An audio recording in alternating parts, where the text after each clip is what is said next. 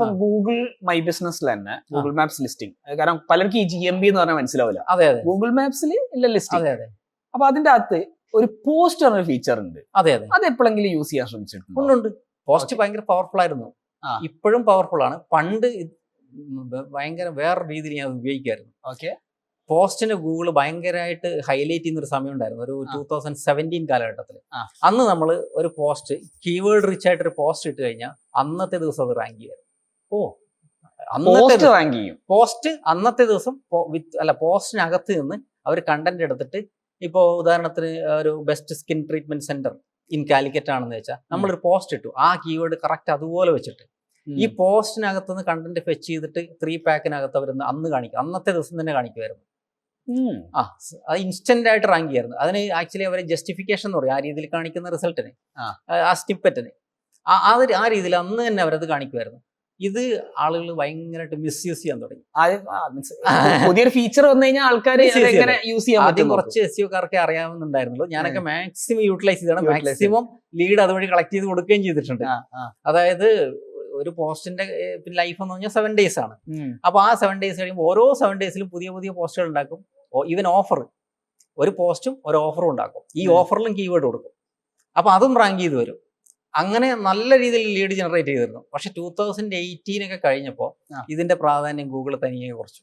അത് ശരി, ഗൂഗിളിന് മനസ്സിലായി ഇത് മിസ്യൂസ് ചെയ്യാൻ തുടങ്ങി, കീവേഡ് സ്റ്റഫ് ചെയ്യാൻ തുടങ്ങിയെന്ന്. അപ്പോൾ നമ്മൾ മാറി. അതിപ്പോൾ പോസ്റ്റ് പക്ഷേ ഇപ്പോൾ വേറെ രീതിയിൽ റെലവെന്റ് ആണ്. എങ്ങനെയാണെന്ന് വെച്ചാൽ ഗൂഗിൾ ബിസിനസ് പ്രൊഫൈലിന്റെ റാങ്കിങ് വരുന്നത് 3 രീതിയിലാണ്.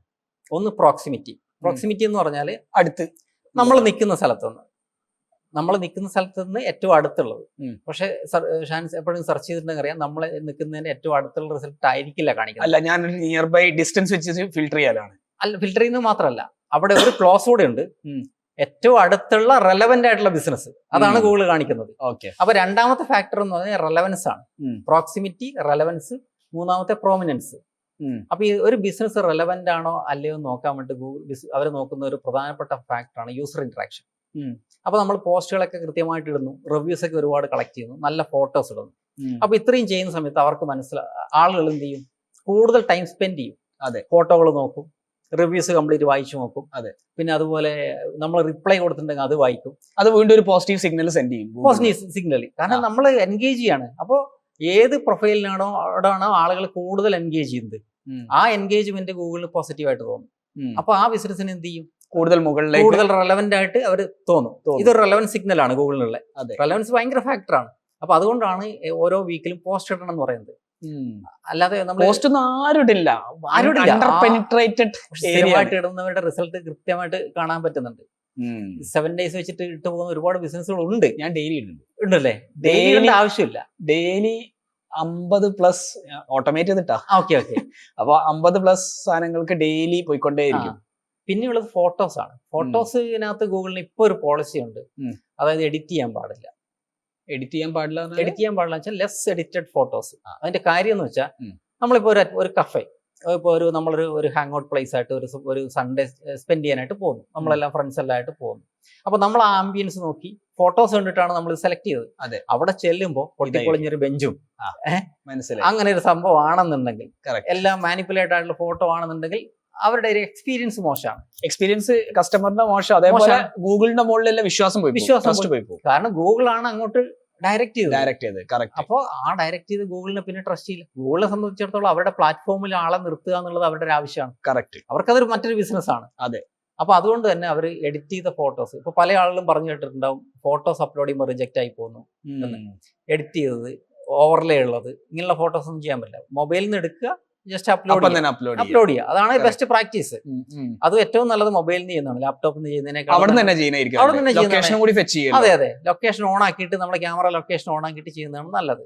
കറക്റ്റ്. പിന്നെ ഫയൽ നെയിം നമ്മൾ ജസ്റ്റ് ഒന്ന്, എല്ലാ ഫോണിലും ഇപ്പൊ ആ ഓപ്ഷൻ ഉണ്ട്, നമുക്ക് ജസ്റ്റ് ക്ലിക്ക് ചെയ്ത് കഴിഞ്ഞാൽ ഫോട്ടോയിൽ ഫയൽ നെയിം മാറ്റാം. ആ ഫയൽ നെയിം നമുക്ക് കീവേഡ് കൊടുക്കാം. ഞാൻ ഇതൊക്കെ ഓപ്പൺ ആയിട്ട് പറയുന്നത് എന്തുകൊണ്ടാന്ന് അറിയാം, ഇതെല്ലാവരും അറിയണം.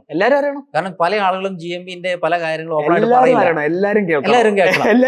അതെ, എല്ലാവരും അറിയട്ടെ. കാരണം എന്താ വെച്ചാൽ എന്റെ രീതിയിൽ വെച്ചാൽ എല്ലാവർക്കും ഗൂഗിൾ ബിസിനസ് പ്രൊഫൈലിൽ ഒരു ലിസ്റ്റിങ്ങും വേണം, അവർക്ക് നന്നായിട്ട് ബിസിനസ്സും കിട്ടണം. വേറെ ഒന്നും ചെയ്യേണ്ട ആവശ്യമില്ല, ഒന്നും ഗൂഗിൾ ചെയ്യണ്ട. ലിസ്റ്റിംഗ് മാത്രം നേരത്തെ ഗൂഗിൾ ലിസ്റ്റിംഗ് എല്ലാ ദിവസവും കറക്റ്റ് ആയിട്ട് ചെയ്യുകയാണെങ്കിൽ തന്നെ ബിസിനസ് വരും.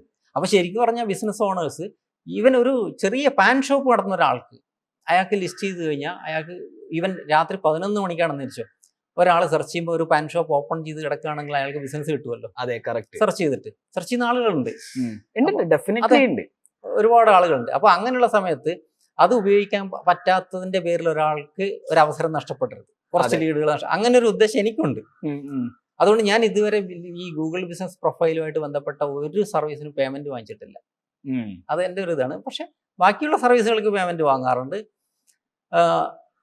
അതായത് ആദ്യം തന്നെ ROI നിങ്ങൾ റിസൾട്ട്സ് കിട്ടുമെന്ന് ഉറപ്പുവരുത്തണം ഒരു ബിസിനസ്സിന്. അതെ അതെ, അതിലൊരു ത്രില്ലുണ്ട്. വേറൊരാൾക്ക് കാശ് ഉണ്ടാക്കി കൊടുക്കുക അല്ലെങ്കിൽ റവന്യൂ ഉണ്ടാക്കി കൊടുക്കുന്ന ഒരു ത്രില്ലുണ്ട്. അതെ അതെ, അത് പെട്ടെന്ന് കിട്ടും, ഇൻസ്റ്റന്റ് ആയിട്ട്. അതും ഞാനീ പറഞ്ഞ റവന്യൂയെക്കാളും എനിക്ക് ഇതിൽ നിന്ന് മോട്ടിവേറ്റ് ചെയ്യുന്ന ഒരു സംഭവം എന്ന് വെച്ചാൽ ഈ ഡിജിറ്റൽ ഡിവൈഡ് സൊസൈറ്റിയിൽ ഇല്ലാതാവുക. ആക്ച്വലി ഞാൻ മൊബൈൽ ഫോൺ ക്യാമറയെ പിന്നെ ഇതിന് കൃത്യമായിട്ട് നമ്മൾ സയന്റിഫിക് ആയിട്ട് സിനിമോട്ടോഗ്രാഫി പഠിച്ച ഒരാളാണ്. പക്ഷെ ഞാൻ മൊബൈൽ ഫോട്ടോഗ്രാഫിയെ ഭയങ്കരമായിട്ട് പ്രൊമോട്ട് ചെയ്യുന്ന ഒരാളാണ്.